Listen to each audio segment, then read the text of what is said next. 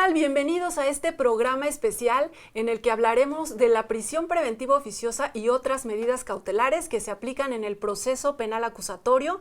Con la opinión de operadores jurídicos, queremos difundir la forma en que funciona el sistema de justicia penal, aportar ideas y herramientas que nos permitan como sociedad entender que la forma de resolver los conflictos ha cambiado. Y para tener esta mesa de análisis está con nosotros la jueza Beatriz Moguel Ancheita.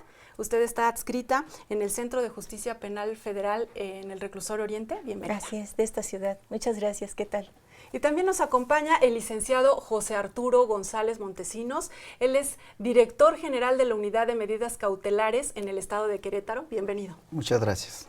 Pues, ¿qué les parece si iniciamos esta charla un poco dando el contexto y de lo que pasa ya en el día a día en la aplicación de este nuevo sistema, que ya no hay que decirle nuevo, ¿verdad? Ya es el sistema penal acusatorio, en lo que tiene que ver con la presunción de inocencia. Cuéntenos, jueza, que en su experiencia, ¿cómo se está viviendo esto? Bueno, me gustaría hacer un comparativo con el sistema anterior, porque parece que la población está muy acostumbrada todavía a cómo se llevaban los procesos anteriormente, en que la regla general era la prisión preventiva. Muy pocos delitos tenían pena que no era privativa de libertad, o bien pues se pagaba la fianza, y las fianzas solían ser también muy altas para que las personas prácticamente no salieran. Y esto generó un gran reclamo social de la gente que veía como la prisión preventiva algo muy fácil de otorgar, que bastaba una denuncia para que se tuviera presa una persona por un tiempo indefinido, sin ver una sentencia dictada. Las prisiones había mucha gente esperando su sentencia, y bueno, el reclamo social era que esto anticipaba la culpabilidad. Prácticamente se le estaba poniendo una prisión, llamada de otra forma, pero era una reclusión. Y pasaban años, ¿no? Así es, más aparte de los tiempos que tardaba la justicia. Esto se aceleró no obstante, pero seguía habiendo ese reclamo social. Y aparte de las presiones internacionales, los compromisos que ha suscrito México de dejar la prisión preventiva como una forma excepcional. Y entonces vienen como resultado la aplicación de cautelares diversas a la prisión preventiva. Y esto es lo que hasta cierto punto está generando en la sociedad, que aún no se convence de las bondades del nuevo sistema y que tiene esta percepción de por qué están saliendo tan rápido, ¿no? ¿Qué está ocurriendo en Querétaro en lo que tiene que ver con estas aplicaciones de otras medidas, ¿no?, cautelares? Claro, bueno, antes que nada, gracias por la invitación, Verónica, un placer estar con la juez. Bueno, efectivamente, si partimos del principio de presunción de inocencia, yo creo que muchos van a decir, bueno, ¿y qué es eso, no? Debemos de tener en cuenta que este principio es algo que en los últimos años ha estado siendo muy mencionado por organismos internacionales de derechos humanos, la misma Declaración Universal, la Convención Americana, y precisamente parte de este principio en el que el sistema acusatorio pone como regla general el hecho de que toda aquella persona que lleve un proceso lo deberá ser llevado en libertad, y solamente en ciertos casos se le podrá hacer restringir esa libertad y estar en prisión preventiva. Por otro lado, nuestra Constitución, en su artículo 20, apartado B, fracción 1, señala que la calidad jurídica de una persona que está llevando un proceso deberá de ser la de inocente, en tanto no reciba una sentencia como tal. Pero al mismo tiempo nuestra misma Carta Magna señala en el artículo 18, primer párrafo, contempla la posibilidad de la medida cautelar de prisión preventiva en aquellos casos que se requiera. Tan es así que nos enfrentamos a que la persona podrá estar en prisión preventiva en dos supuestos. Uno, cuando el delito per se del que se le acusa, del que se le imputa, está considerado como delito de prisión preventiva oficiosa. Estos los contenidos en el 19 de la Constitución. Que son los casos graves, ¿no? Que son lo que anteriormente conocíamos como delitos graves. Ahora pasan a ser secuestro, violación, homicidio, ahora Delincuencia pasan, organizada. exactamente, toda esta serie de delitos ahora pasan a ser delitos de prisión preventiva oficiosa. En esos casos, porque también yo creo que es conveniente hacer esta aclaración, no todas las gentes, ¿sí? No todos los delitos van a estar susceptibles de llevar su proceso en libertad. Entonces, partimos de que todas estas personas que estén por esta serie de delitos, eso sí se van. De manera oficiosa deberán permanecer en prisión durante el tiempo que dure su proceso. ¿Y qué está sucediendo en los otros casos que conocemos a través de los medios de comunicación, en los que sí el presunto responsable o la persona que se le haya responsable sí quiere hacerse cargo de la reparación del daño, pero parece que las víctimas no están tan dispuestas a salir por esas, ¿no?, por esos caminos que ofrece ahora el sistema, y la propia sociedad está esperando que esa persona se vaya a prisión? Usted que lo vive ahí en la audiencia, porque sabemos que ahora pueden estar presentes, ¿no?, público en general, ¿qué sucede? O sea, de verdad, ¿no quiere la sociedad que las personas lleguen a un arreglo? Parece que hay una cultura muy fincada de venganza, ¿no?, más emocional que inteligente, porque pues si la persona me dañó, por ejemplo, económicamente, yo lo que quiero es que me repare mi daño. ¿Para qué lo quiero tener en prisión? Es más, mejor que salga de prisión, se ponga a trabajar, reúna y me pague lo que me debe. Claro. Es decir, pero parece que va a llevar tiempo que la gente comprenda este mecanismo. Mencionaba ya el licenciado los casos en los que de facto o directamente se van a prisión preventiva, que son los delitos graves, que nadie tiene dudas, el secuestro, el homicidio. Pero ¿qué sucede en el caso, y que se está dando mucho, esto de la aportación de armas de fuego, que se quiere incluir en este catálogo y que son la mayor cantidad de los casos y que se están resolviendo a través del procedimiento abreviado? Díganos ustedes por qué es conveniente que se resuelvan así y qué es, ¿no?, el procedimiento abreviado. Bueno, sin duda alguna este sistema contempla diversas salidas alternas, entre ellas el procedimiento abreviado, la suspensión condicional del proceso. Está sustentado en una justicia restaurativa, una justicia entre pares. Anteriormente estábamos acostumbrados a que un tercero dictaminara como tal la justicia. Ahora, en muchos casos, bueno, ante una controversia, ante un conflicto, bueno, tratemos de ver si las partes, que son las directamente involucradas, pueden llegar a algún acuerdo, algún arreglo. Si no se puede, bueno, entonces ahí sí entrará un tercero a impartir como tal justicia. Te comentaba, fuera de estos delitos que son de prisión preventiva de manera oficiosa, también el juez podrá restringir la libertad de una persona siempre y cuando se le acredite que existen riesgos con el hecho de que esa persona esté en libertad. 3 tipos de riesgos principalmente. Si se demuestra que el imputado representa un riesgo de sustraerse durante el procedimiento o bien de entorpecer el mismo mediante actos de amenazas, de corrupción. O que ponga en riesgo a las víctimas, exactamente, ¿no? Ese es el tercer riesgo, ¿no? Que no es por nivel de importancia, ¿no? Que corra riesgo la víctima, los testigos ofendidos. En cualquiera de estos riesgos, nosotros, las unidades de medidas cautelares, ahí jugamos un papel fundamental. ¿Qué hacemos? A solicitud de las partes, entiendas el fiscal, el juez, el asesor jurídico, el fiscal, el defensor, el asesor jurídico, hacemos diagnósticos que les llamamos evaluaciones de riesgos. Obtenemos información de todos los imputados, de sus distintos entornos, el personal, el económico, el laboral, el de salud.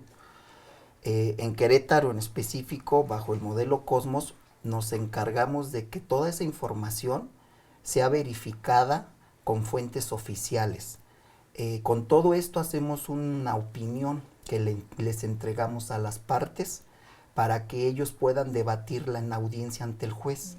De tal manera que en esa opinión se les dice qué tan riesgoso es que una persona esté afuera o esté o si adentro. vale la pena estar. Y el juez, con toda esa información y todos los demás datos de prueba, tendrá mayores herramientas para tomar su decisión. Además es muy importante dejar en claro que cuando se resuelve por una de estas vías, no es que se vaya a su casa como si nada hubiera pasado. Claro. ¿Qué sucede? Vamos a hacer una pausa y de regreso que la jueza nos explique qué sucede en esa audiencia de las medidas cautelares, qué es lo que se determina, ¿no? Para que sí quede claro como no es tan sencillo, ¿no?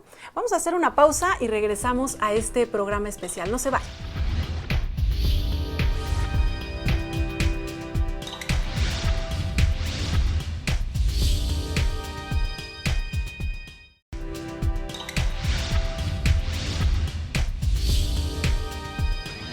Ya estamos de regreso conversando sobre la prisión preventiva oficiosa y otras medidas cautelares y queremos que nos comente el juez en su experiencia qué es lo que sucede en esta audiencia en la que se determinan las medidas cautelares, ¿no? Para tener claro si la persona que no va a ir a prisión se va a ir a su casa y ya no pasa nada o qué sucede.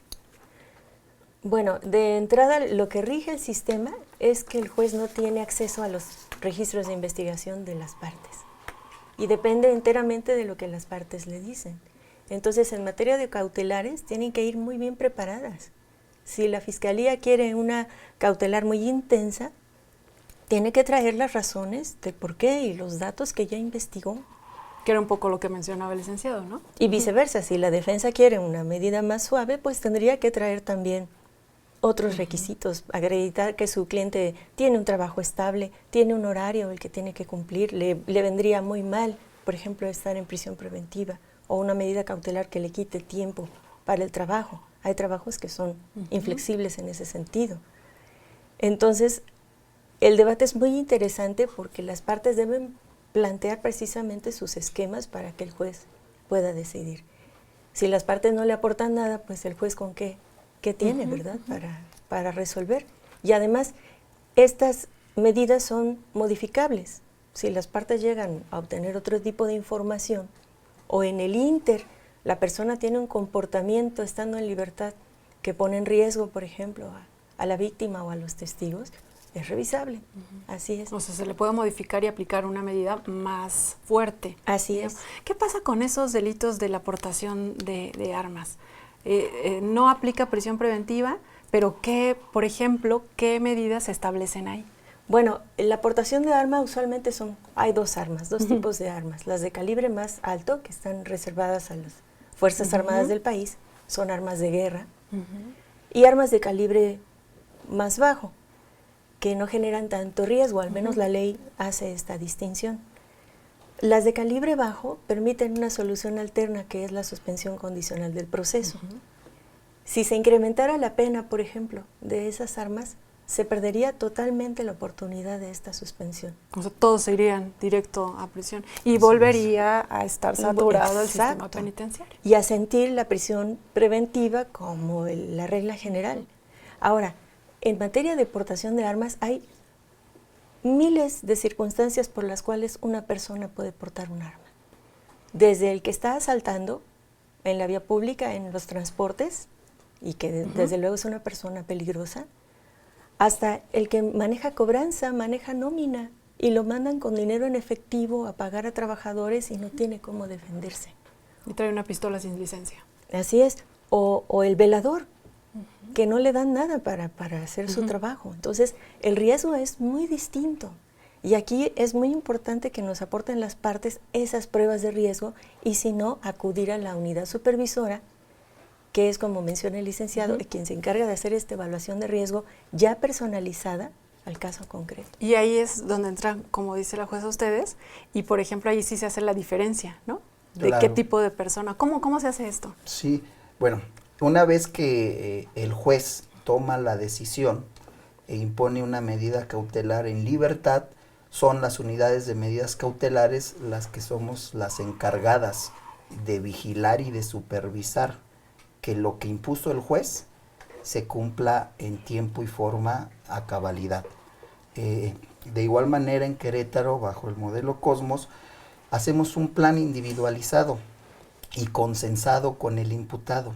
Nos aseguramos que lo que se le impuso en audiencia se cumpla. Que sí lo pueda que hacer. sí lo cumpla, ¿sí? Y en aquellos casos en los que detectamos algún incumplimiento, inmediatamente les informamos a las partes para que ellos nuevamente acudan ante el juez, le expliquen que esa persona que se le dio un beneficio, ¿sí?, no aprovechó esa segunda oportunidad que les está dando el sistema y puedan ser objeto, como bien lo dices, de una modificación o incluso una revocación, que se les quite ese beneficio y se regrese a prisión preventiva. Y estas unidades están en todos los poderes estatales, ¿no? O sea, sí, operan. Las unidades de medidas cautelares actualmente ya funcionan en todos los estados, incluso también ya hay a nivel federal, ya existe la UMECA federal, y tenemos estas dos funciones principalmente, ¿no? Por un lado, la evaluación de riesgo, y una vez tomada la decisión por el juez, supervisamos y vigilamos al imputado, pero no solo a él,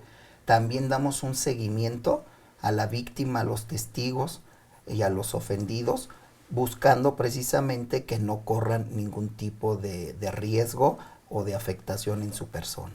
Y al final mencionaba el licenciado esta parte que es una oportunidad para la persona. No te fuiste a prisión, cumples estas medidas y al final ya no queda ni siquiera en su expediente, ¿no? En algunos casos. Cuando es suspensión condicional, así es, porque extingue la acción penal. Entonces, para que nos quede claro a los que no somos abogados, ¿cuáles son entonces estas el procedimiento abreviado, que es la solución anticipada, y las soluciones alternas, que son dos: el acuerdo reparatorio, cuando es un problema económico primordialmente, y la suspensión condicional del proceso, que es muy interesante. ¿Y cómo, antes de que hablemos de la suspensión, cómo reacciona la gente, por ejemplo, tratándose de, insisto, en la aportación de armas de fuego? Tiene que venir a firmar, tiene que mantener un trabajo, ¿no? No cambiarse de casa, todas estas cosas. Al final sí hay se puede medir qué tanto entendió esta persona que no debe repetir esa conducta. Pues es como parte de lo que pretende el sistema, sí, ¿no? Claro. Que no lo vuelva a repetir. Sí, claro. Digo, tanto para las medidas cautelares como para la suspensión existen catálogos. Las medidas están contempladas en el 155 del Código Nacional de Procedimientos Penales y la suspensión condicional en el 195. Ambos son 14 medidas. Van de las menos a las más restrictivas para el imputado. Los jueces pueden poner una o varias condiciones y en el caso de la medida no tiene una periodicidad establecida, es durante el tiempo que dure la investigación, no hay un plazo como tal fijo.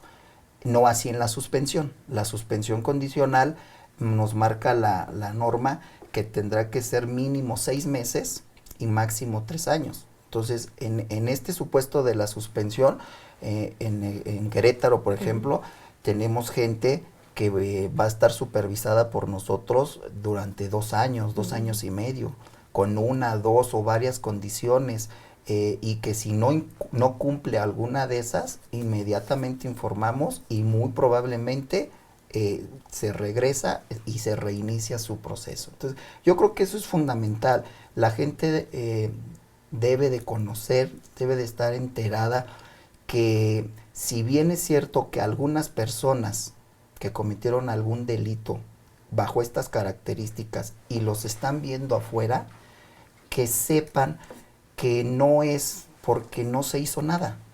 Realmente se hizo algo, hay una sanción como tal. Y los están vigilando, además. Y los estamos vigilando.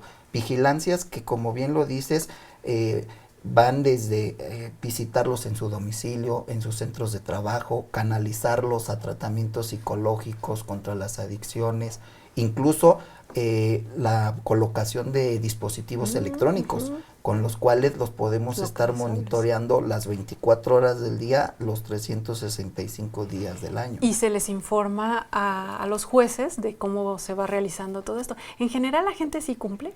Pues, o sea, sí. Sí, puedo decir lo que llevamos hasta ahora. Hay un cumplimiento casi total, como del 90%. Muy pocos se incumplen y hay que ver qué tan justificada está el incumplimiento. Claro. Se pueden intensificar las medidas, hay medidas que de plano no pudieron cumplir, se cambia por otra, se ¿Cuáles les alarga podrían el ser? tiempo. Como porque que se consiga un trabajo. ¿Qué Exacto, podría ser? laborales. Muchas veces en el Inter adquieren un trabajo las personas y pues la idea es que trabajen, ¿no? Claro. Entonces, si estaba haciendo una labor comunitaria en el mismo horario y ya con el nuevo trabajo no puede, pues desde luego, Lo perdió. claro, se prefiere, se modifica esa condición, se le pone otra. ¿Y cuál es la respuesta de las personas, no? Yo siento que es muy buena. Muchas personas, insisto, o sea, caen por traer un arma, no les queda del todo consciente de que están haciendo algo malo. Ahí se enteran, desde luego. Y hay personas a las que les da muchísima vergüenza y quieren hacer todo lo posible por salvar la situación. Y cuando finalmente lo logran, quedan muy agradecidas. Estas son como las bondades del sistema, ¿no? Sí. Hacia allá estábamos queriendo llegar cuando se planeó toda esta reforma. En el caso, perdón, de los jóvenes, la Procuraduría tiene un programa muy bueno que se llama Repensar, que es multidisciplinario y es para jóvenes no solo con adicciones, sino con problemas con la justicia. Y le caen encima a todos, maestros, si pueden terminar su estudio, también, psicólogos, orientadores, y terminan su programa, es bastante intenso y salen muy bien, se reciben de ese programa. Ahí está como concreto en los hechos esta oportunidad que le está dando el Estado, ¿no? Porque ¿qué sucede? Nos decían, si no cumplen, pues regresan, se puede aumentar la medida cautelar, pero también si en esta salida, procedimiento abreviado, ya les dieron una oportunidad una vez, ya no se puede repetir, ¿cierto? O sea, ya una persona no puede tener 2 procedimientos abreviados por la misma situación, ¿no? Queda a juicio de la Procuraduría porque es de política criminal. Ah, ok. Pero en el caso de los jóvenes, insisto, de lo que se trata es de que no hagan carrera delincuencial, ¿no? Que el Estado no diga, delinquiste, pues ni modo, esa va Caso a ser perdido. tu vida. Exacto, los rescata y les da una nueva oportunidad de que se reinserten. Y eso pues a los chicos que entienden lo agradecen mucho. Claro, y abonando a lo que dice la juez, también en adultos, en específico en la suspensión, en esta supervisión que hacemos, nos queda claro, tenemos la visión en Querétaro de que sí, en primer lugar, tenemos que observar que se cumpla lo que el juez les impuso.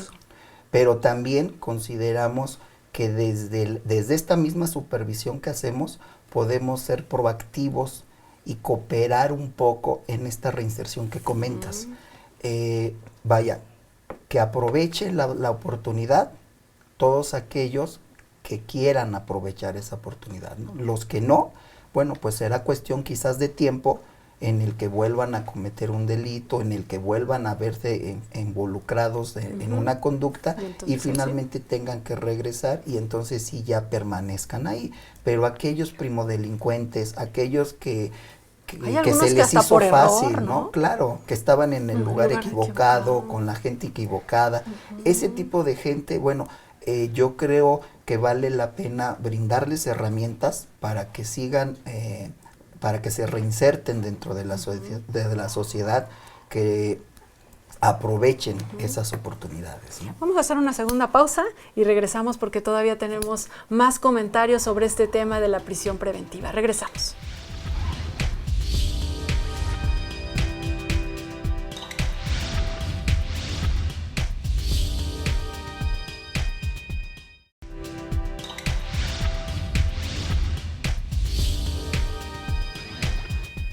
Ya estamos de regreso, qué bueno que sigue con nosotros y estamos conversando precisamente prisión preventiva oficiosa, otras medidas cautelares, porque debemos de tener claro como sociedad que la prisión no es el único castigo, la única vía para que se resuelvan los conflictos.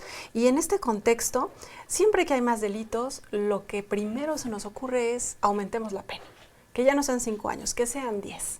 ¿Qué impacto tiene esto ahora que tenemos esta opción del procedimiento abreviado? Bueno, primero reitero que México está también sujeto a compromisos internacionales. Y están las reglas de Tokio de las Naciones Unidas que debe privilegiarse siempre las medidas no privativas de libertad. Entonces, no somos una isla, México. También está en un contexto internacional en el que se está creciendo la democracia y se está reafirmando. Así que esos compromisos pues hay que tenerlos en cuenta. Ahora, tratándose de las armas, como decía yo antes, las armas que son de menor calibre pueden aceptar suspensión condicional al proceso. Esto también tiene su propia limitación, porque después de cumplida una suspensión condicional, tiene que pasar 2 años para volverse a otorgar. Y si se incumple... Es como un pequeño candado, digamos. Claro, hay un candado ahí, pero no hemos permitido, la sociedad quiere ver respuestas ya, y este sistema tiene que consolidarse. Entonces trae sus propios regulaciones, sus propias autolimitaciones. Hay que pensar que este sistema es nuevo aquí, pero tiene siglos en el sistema anglosajón, ya ha funcionado, está funcionando. Entonces hay que darle oportunidad a este ajuste. Ahora, si se aumenta las penas para la aportación de arma, pues se va a perder esa oportunidad de suspensión condicional. Si se le impone prisión preventiva oficiosa a las portaciones de armas, vamos a volver otra vez a la prisión como regla y a la percepción a nivel internacional e interno de la presunción de culpabilidad. Entonces no podemos olvidar el camino que ya hemos avanzado en la democracia. ¿Cómo ven si para tener como más claro hacemos como un contraste, ¿no? A propósito de lo que decía, o sea, no queremos volver a ese sistema en el que estaban llenas las cárceles y la gente decía, o nos quejábamos de, oye, ya lleva 10 años en prisión y salió y le dijeron, usted disculpe, resulta que no era culpable. ¿No? Eso es algo que pasaba ahí. ¿Qué pasa ahora? ¿O cómo hacemos este contraste en lo que teníamos y lo que tenemos ahora y por qué debemos valorarlo? ¿No? Claro. Sí, digo, en este contraste que mencionas, a mí me gustaría hacer esta diferenciación, ¿no? Recordemos que en el sistema anterior había una percepción en gran parte de la sociedad de que la justicia quizás era un tanto sombría. ¿En qué sentido? En el sentido de que los procesos eran a puerta cerrada, se llevaban de manera escrita, mucha gente opinaba que no existía la transparencia o la información suficiente hacia las partes. Ahora es completamente distinto. Hoy por hoy cualquier persona puede acudir a una audiencia, observar cómo las partes debaten frente al juez, cómo el juez ahí mismo en presencia de todos toma su decisión. Sin duda alguna este sistema viene a dar mayor transparencia y legitimidad a la impartición de justicia. Pero ¿qué sucede? Que no están tampoco las audiencias llenas, no hay tanto público. Se ve un poco desinterés, ¿verdad? Así es. Porque digo, la opción y la posibilidad ahí está, sin embargo, yo veo cierto desánimo por parte de la sociedad en involucrarse en esta parte, ¿no? Y además también hay un esfuerzo de los operadores jurídicos en lo que tiene que ver con los jueces de hacer lenguaje accesible, de que se entienda la sentencia, sí, claro. pero pues si no está ahí, Claro. el ciudadano, ¿cómo se va a enterar? Sí. Esa sería como la diferencia más notable, ¿no? Esta parte de la publicidad, de la inmediación del juez, de lo que usted decía, que es más transparente. Pero ahí tenemos como sociedad que acercarnos. Claro. ¿Qué otra parte, como podrían contrastar ustedes? Se da otro fenómeno también, que es, retomando lo que dijo el licenciado, en el sistema tradicional estaba el juez adentro de su oficina con montañas y montañas de expedientes y dependía en gran medida del estudio de sus secretarios, pero no estaba afuera. Sí, era la forma de llevar muchos asuntos al mismo tiempo. Obviamente, si queremos la oralidad, el juez ya no va a poder estar en todos aquellos asuntos. Entonces, el sistema anglosajón descansa en que no todos los asuntos van a juicio. Solo pueden ir de un 5% a un 10%. Ya un 10% ya es riesgoso. Entonces, quiere decir que 95% o 90% por lo menos van a salir en estos sistemas de desahogo, de alternancia. ¿Cuál es el criterio del sistema? Asuntos de poca monta, asuntos meramente económicos, en que la víctima recibe un pago y ahí acabó. ¿Como un choque? ¿no? Exacto, como en pro de la justicia restaurativa, que es lo importante, ¿no? Privilegiar a la víctima, que también podía estar año tras año esperando que le pagaran su Y reparación. ya para cuando le paguen, pues ya no es Claro. el niño, Exacto. ¿no? Ahora, el abreviado no es tampoco que, señor, ya se puede ir y ahí acabó. No, se va sentenciado con una condena. Ahora, para generar un interés, un plan ganar-ganar, se reduce la pena. Y es por eso es la percepción de que se están poniendo penas muy bajas. Pero eso es lo que permite el sistema, es un arreglo entre penas, hay aceptación de la responsabilidad, a cambio merecen una reducción de la pena y ese asunto ya terminó y le permite al juzgador ver otros asuntos. Y a la sociedad no mantener a más personas en prisión, que también le cuesta, ¿no? Así es. Sobre esto que menciona del acuerdo, eso también a la sociedad en general no le gusta. Cuando dicen llegaron a un acuerdo reparatorio, esa palabra de acuerdo le genera como, a ver, ¿cómo es que se están poniendo de acuerdo? Entonces ya no hubo justicia, ya hay impunidad, ¿no? Eso es parte de socializar, ¿no? Yo creo que eso es muy importante, ¿no? El dar a conocer cómo funciona la operación. Y no solo al interior de los operadores, sino a la sociedad en general, ¿no? También siguiendo este mismo contraste, bueno, hay que recordar que en el sistema anterior le correspondía al imputado demostrar su inocencia, ¿sí? Partíamos de que era culpable y él debía de presentar pruebas de su inocencia. Pero ¿cómo lo iba a hacer si en la mayoría de los casos ya estaba en prisión? Y ahora es completamente lo contrario. Ahora partimos de que es el Estado, a través de sus fiscales, los que tienen la obligación de llevar esa carga de prueba.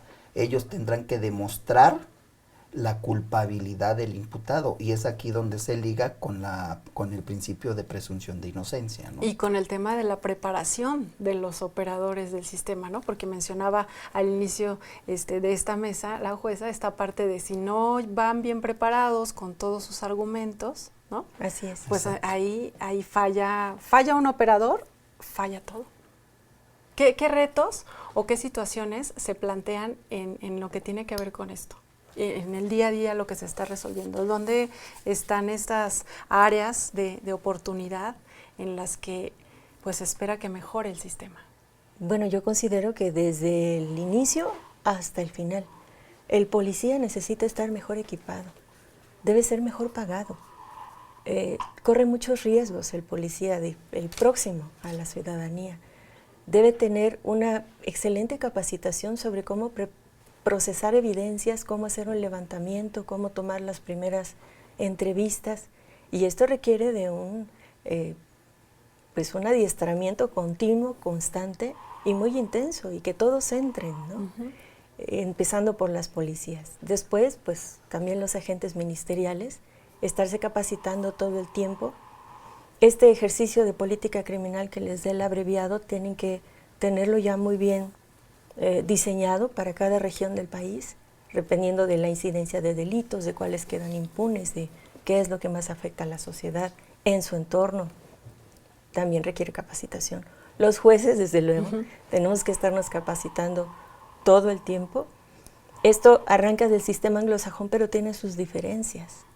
Y hay que ir también ajustando esas diferencias a fin de no copiar ciegamente también el sistema de Estados Unidos o de Inglaterra, sino ir atemperándolo a la realidad mexicana y a de nuestra legislación. Claro, y así como lo dice la juez, aunado a eso, también las unidades de medidas cautelares enfrentamos una serie de retos y de problemáticas. Partimos de que, bueno, al ser un sujeto de reciente creación, pues realmente la mayoría de los operadores desconocen nuestra naturaleza, nuestras funciones. Entonces, yo creo que un área de oportunidad muy importante, en primer lugar, sería ese reconocimiento, que sepan qué hacemos, por qué lo hacemos. Otro punto sería el perfil de los operadores de las unidades de medidas cautelares. Hay una gran diferencia en las distintas entidades. En algunas se maneja un perfil netamente policial. Nosotros en Querétaro consideramos que debería de ser un poco más inclinado a las ciencias sociales. ¿Por qué?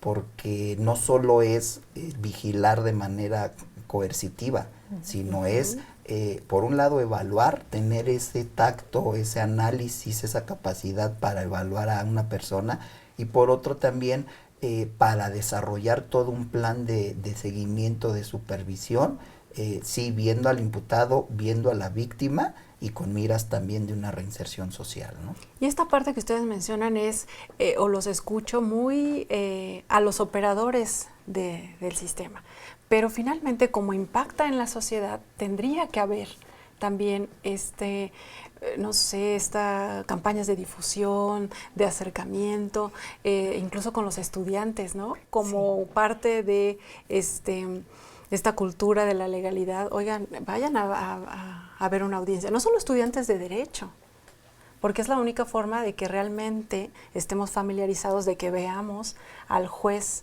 en acción y que veamos, bueno, presentó un argumento, pero aquí le faltó, ¿no? Así es, que no Sería muy dependamos de importante. las películas estadounidenses que nos dicen cómo son los juicios, cuando podemos verlos por nosotros mismos. Exacto. Vamos a hacer una última pausa y regresamos con las conclusiones de nuestra mesa de análisis. Claro. Vamos a la pausa, no se vayan.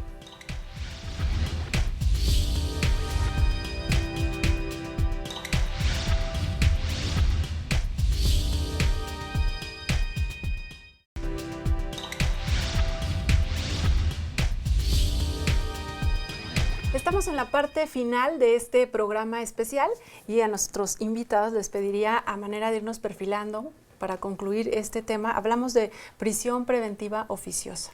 ¿Qué es lo que ustedes les gustaría dejar en la mente de quienes nos ven a través de Canal Judicial sobre este tema desde sus ámbitos, ¿no, jueza? Bueno, el sistema descansa en gran medida en estas soluciones alternativas y en las medidas cautelares como forma alterna a la prisión preventiva, por lo que ya habíamos dicho antes. En ese sentido, la comunicación con las UMECAS, con las unidades, es fundamental porque es la columna vertebral que le permite al juez y a las partes ir modulando esta situación. Hay que tomar en cuenta que cuando uno tiene un imputado, uno no lo conoce. Entonces serán las partes las que alimenten ese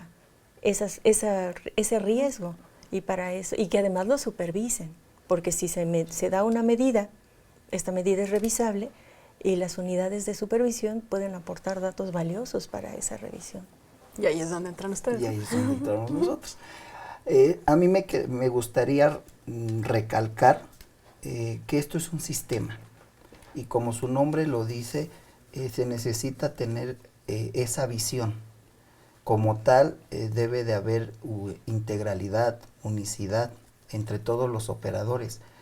Cada uno debemos de tener claro que lo que hagamos o dejemos de hacer en el tramo que nos corresponde, sin duda alguna va a tener una repercusión en algún otro operador y por ende en el sistema como tal, por un lado.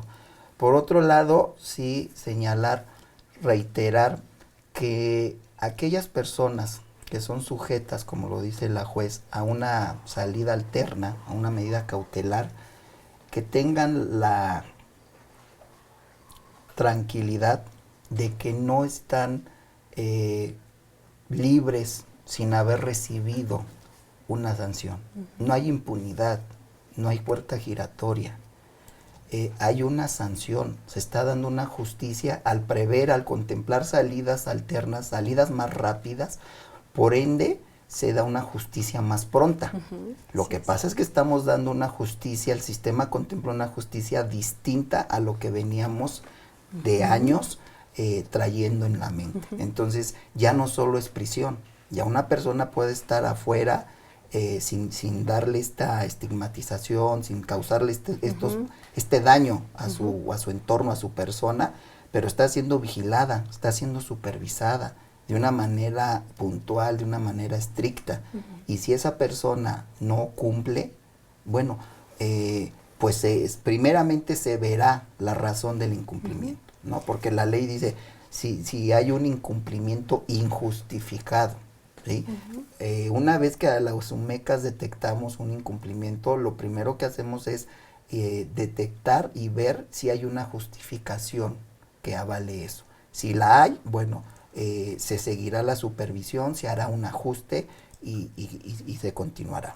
Sin embargo, si es un incumplimiento de manera injustificada, es ahí cuando informamos y se le revocará el beneficio, ¿no? Así es. Y qué bueno que lo toque el licenciado, porque sí es cierto, están fuera, están libres, pero sometidos a un montón de controles. Y estos controles tienen un carácter correctivo. No nada más es estar, por favor, pórtate bien. Mira, el mal no deja. No, están ¿diseñados? Están diseñados, exacto, para atacar los principales problemas y razones que una persona tiene para delinquir. Adicciones, si pobreza, si no tiene un trabajo, malas compañías, como decía, pueden existir restricciones para acercarse a cierto lugar o acercarse a cierta persona. Entonces, tienen un carácter ya correctivo, sin ser una pena anticipada, pero ya va viendo que la persona haga un cambio sustancial durante ese lapso. Que es mejor que mantenerlo en prisión, claro, y que ahí no tenía ninguna política así. ¿Ustedes qué me dirían sobre la imposición de estas medidas cautelares mientras se realiza una investigación o en el término que se establezca? ¿Cómo permite también salvaguardar este principio de presunción de inocencia? Y que tiene que ver también con la integridad de las víctimas, de los testigos. ¿Cómo impacta, ¿no?, la medida cautelar en esta parte? Bueno, una de las finalidades de cautela, precisamente, es proteger a las víctimas, a los testigos, a la comunidad. Y esto es muy palpable. Por ejemplo, si la persona actuó solo, cometió la conducta por sí mismo, pues puede no haber mayor problema. Pero si nos traen datos de que la persona tiene cómplices afuera, que esos cómplices ya amenazaron con que lo van a sacar, lo van a liberar, bueno, ya hay una cautela agregada. Esta persona puede afectar a testigos o a víctimas. Si se trata de un servidor público, por ejemplo, que está dentro de la institución donde sigue laborando y donde cometió la conducta, pues tiene acceso a documentos, tiene subalternos, y puede alterar las pruebas o puede obstaculizar el procedimiento. Entonces, esto es una herramienta para la vida real. Y estos aspectos de vida real se dan y hay que cautelarlos, porque no por no poner una medida cautelar, pues se van a perder evidencias o va a poner en riesgo a la víctima. Claro, y ahí es donde también las UMECAS jugamos un papel muy importante, ¿no? Porque proporcionamos este tipo de información que comenta la juez mediante nuestros diagnósticos y nuestras evaluaciones de riesgos. Igual, una vez que lo supervisamos, también nos encargamos de que se cumpla lo que el juez señaló. ¿Por qué? Porque en específico nosotros partimos, en el caso de la UMECA de Querétaro, de una premisa fundamental, ¿no? Tenemos claro que la libertad de algunas personas no debe de significar ni de poner en riesgo la seguridad ni de la víctima claro, ni de la sociedad. Entonces, teniendo como base esa premisa, tanto nuestras evaluaciones de riesgos como nuestra supervisión llevan ese enfoque de proporcionar información de calidad, de supervisar de una manera adecuada, claro, con todos estos áreas de oportunidad que mencionamos que se tienen por delante, pero yo creo que vamos por buen camino y, como decía también la juez, esto es de tiempo. Es imposible que... Pero de tiempo, años, ¿no? Exacto. 10, 20 sí, años.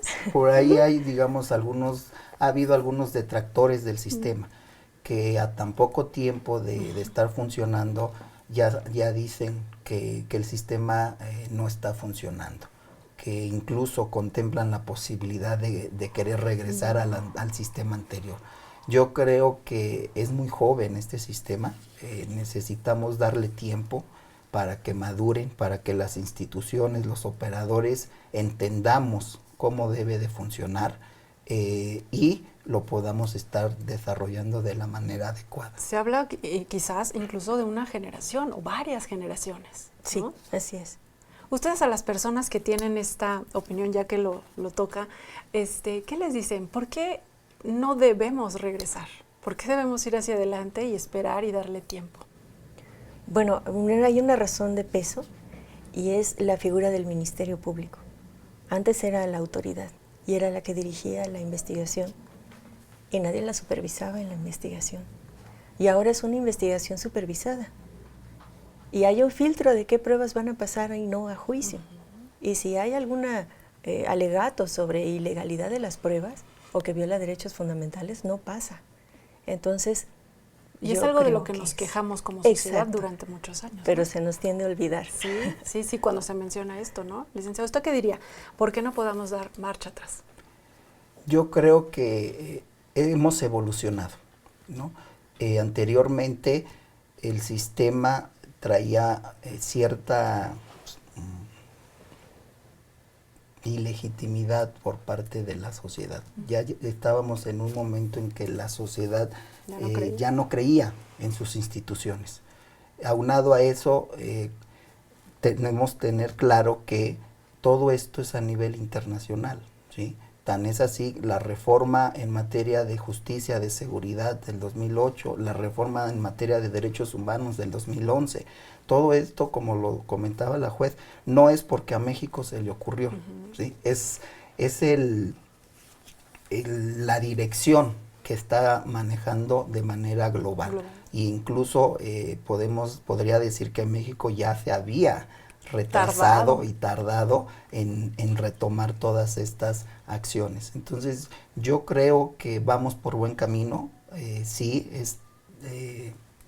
Debemos tener paciencia, debemos de operar de manera sistémica, lo reitero, debemos de trabajar mucho en la parte de la socialización, tanto al interior de los operadores como con la sociedad misma.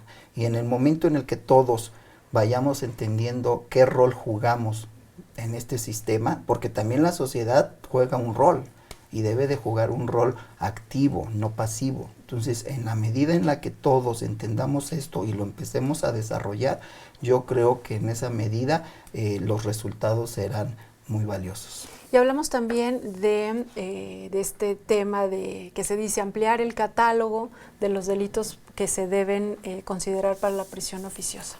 Hay que, a manera de conclusión, ¿ustedes qué dicen? Sinceramente no creo que sea buena idea, porque se pierde el aliciente de las salidas alternas. Y entonces más personas se van a ir a juicio y eso va a colapsar el sistema totalmente. No está diseñado para eso, ¿no? No. Coincido con la juez. Si hablamos de legislar por legislar y ampliar los delitos de prisión preventiva, yo creo que no es el camino correcto. Habría que hacer un análisis a profundidad de las causas que este hecho traería y ver quizás delito por delito, ¿no? No tener, hace poco tengo entendido, se ingresaron 3 iniciativas por diferentes fuerzas políticas, todas con miras a ampliar el catálogo de delitos de prisión preventiva. Entonces yo creo que no se trata de legislar por legislar, sino hacer realmente un análisis profundo de por qué, cuáles son sus causas, cuáles van a ser sus efectos, y si hay algún delito que lo amerite, bueno, pues quizás hacerlo, ¿no? Pero no sin un estudio previo. Bien, pues entonces nos quedamos con estas ideas centrales. El sistema está funcionando, hay que darle tiempo, el tiempo que ha tomado en cualquier otro país donde se ha implementado, que mencionaba, ¿no? En algunos siglos, ¿no? Y considerar bien si se quiere legislar o si se quiere hacer un ajuste para perfeccionar el sistema, ver que realmente no lo lleve al colapso, y esta parte que mencionaban también ustedes de la capacitación de los operadores jurídicos. Y pues les pediría, a manera de conclusión, un comentario. Porque además, como decía el licenciado, vamos avanzando hacia la protección de derechos humanos y eso nos conviene como sociedad a todos. Salgámonos un poco de yo fui afectada del delito, yo como víctima percibo. No, ¿qué es lo que le conviene a México como sociedad? Un régimen de derechos humanos, definitivamente. Y conforme primero constitucional, es de carácter progresivo. Entonces no puede haber regresiones a sistemas en donde todo el poder lo tenga una de las partes, haya un trato de presunción de culpabilidad y muy pocas soluciones alternas. Bien. Yo de manera general quisiera invitar principalmente a la sociedad a involucrarse en esta parte, a conocer más a fondo cómo funciona este sistema. Ahí están, las audiencias son públicas, pueden estar acudiendo, ver, acercarse, preguntar qué sucede. En específico en la entidad de Querétaro tenemos el modelo que desarrollamos ahí en el estado por indicaciones del señor gobernador.